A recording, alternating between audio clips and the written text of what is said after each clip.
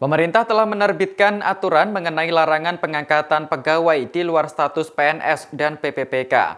Seluruh instansi diberi waktu hingga 28 November 2023 untuk menyelesaikan masalah pegawai non-ASN yang tidak memenuhi syarat dan tidak lulus seleksi CPNS maupun PPPK. Lantas, bagaimana nasib pegawai honorer yang tak lulus seleksi sebelum tanggal tersebut?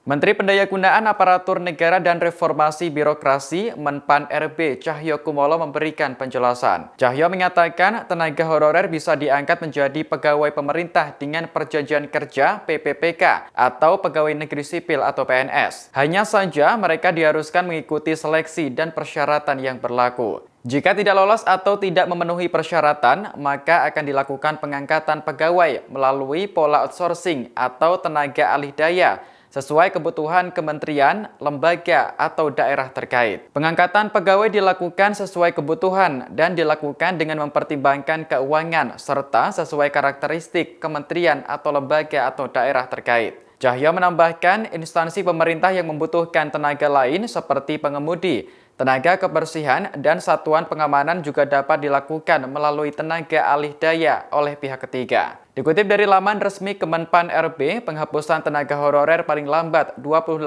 November 2023. Menurut Cahyo, tenaga honorer dihapus karena tidak memiliki standar pengupahan yang jelas. Tenaga honorer berbeda dengan ASN yang sudah memiliki standar penghasilan atau tenaga alih daya atau sourcing yang sistem upahnya terdapat di Undang-Undang Ketenagakerjaan. Cahyo menambahkan bahwa penyelesaian pegawai non-ASN merupakan amanat dari Undang-Undang Nomor 5 Tahun 2014 tentang ASN. Dalam undang-undang tersebut, pegawai non-ASN yang bertugas di instansi pemerintah dapat diangkat menjadi PPPK apabila memenuhi persyaratan dalam jangka waktu paling lama 5 tahun sejak PP tersebut diundangkan. Sementara itu, dalam rangka penataan ASN sesuai ketentuan peraturan perundang-undangan, PPK diminta untuk melakukan pemetaan pegawai non-ASN di lingkungan instansi masing-masing. Bagi yang memenuhi syarat, dapat diikutsertakan atau diberikan kesempatan mengikuti seleksi calon PNS maupun PPPK.